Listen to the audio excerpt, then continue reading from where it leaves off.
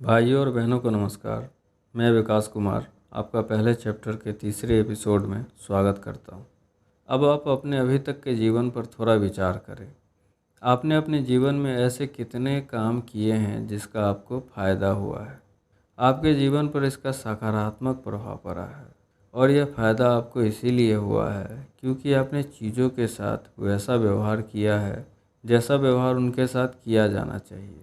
जैसे school life में किसी ऐसे टीचर के संपर्क में आए हों जिससे आपकी शिक्षा के प्रति रुचि बढ़ी हो, आपकी पढ़ाई अच्छी हुई हो, जिस वजह से आपको अभी भी इसका फ़ायदा मिल रहा है। या फिर आपने कोई ऐसा बिजनेस स्टार्ट करा हो जिसमें आपको अच्छा ग्रोथ मिला हो। या फिर आपने कोई ऐसी नौकरी पकड़ी हो जिस वजह से आपकी वर्तमान परिस्थिति अपने दूसरे साथियों की अपेक्षा बेहतर बनी हुई है। अब आप इस बात पर भी विचार कीजिए कि जीवन में आपने ऐसी कितनी गलतियां करी हैं जिसका आपको अभी तक नुकसान हुआ है। और वह नुकसान इसी वजह से हुआ है जब आपने किसी गलत चीज़ के साथ वैसा व्यवहार नहीं किया है जैसा व्यवहार उनके साथ किया जाना चाहिए।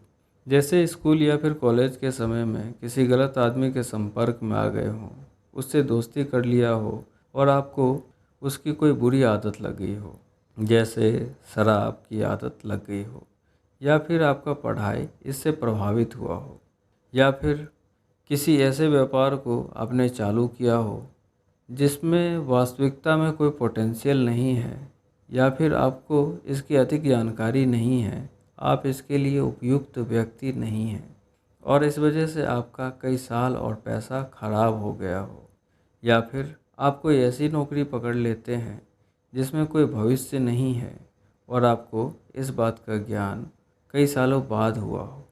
वास्तविकता में एक इंसान अपने जीवन में जो कुछ भी पाते हैं उसका 90% बस इसीलिए पाते हैं जब वे सही चीज़ के साथ सही व्यवहार करते हैं, और जो कुछ भी खोते हैं उसका 90% सिर्फ इसीलिए खोते हैं जब वे गलत चीज़ों के साथ ऐसा व्यवहार नहीं करते जैसा व्यवहार उनके साथ किया जाना चाहिए। बाकी यह जो बचा हुआ 10% है वह भाग्य होता है जो दोनों ही तरफ रहता है। या तो यह आपके फेवर में रह सकता है या फिर यह आपके खिलाफ भी जा सकता है। भाग्य की चर्चा हम पहले चैप्टर में ही करेंगे, शायद 2 या एपिसोड के बाद। अब आप इस बात पर थोड़ा विचार कीजिए कि अगर आप गलती नहीं करते तो अभी आप अपने जीवन में कहाँ होते और कैसा होता आपका जीवन। आज के समय में ज़्यादातर लोगों के जीवन ऐसे ही नुकसान को उठाने में चला जाता है और उनके हाथ बस एक अनुभव ही आता है। और इस प्रकार का अनुभव कोई विशेष अच्छी चीज़ भी नहीं है और कई बार तो यह खतरनाक भी होता है।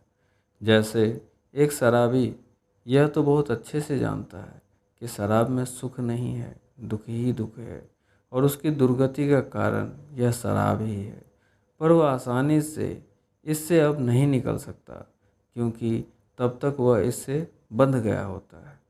तो सही तरीका क्या है? सही तरीका है सत्य को समझने का।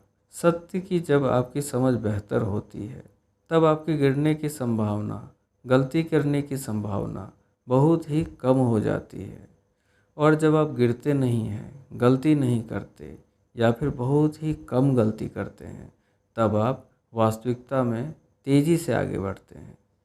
यह दुनिया एक बड़े रूम की तरह है जिसमें बहुत सारे लोग हैं और सबको कहीं ना कहीं पहुंचना है, वह भी कम समय में, निश्चित समय पर सबकी आंखों पर पट्टी भी बंधी हुई है और उस कमरे में बहुत सारे अवरोध हैं, बहुत सारे ऑब्स्टेकल्स भी हैं। अगर वह उनसे टकराएगा तो निश्चित ही गिर जाएगा और उसे देर हो जाएगी और वह समय पर नहीं पहुंच पाएगा। और वह निश्चित ही टकराएगा क्योंकि सबके आंखों पर पट्टी जो बंधी हुई है, पर सबके हाथों में एक चमत्कारी लाठी भी है जिसकी मदद से वह अवरोध को पहचान सकता है और तेज़ी से आगे बढ़ सकता है।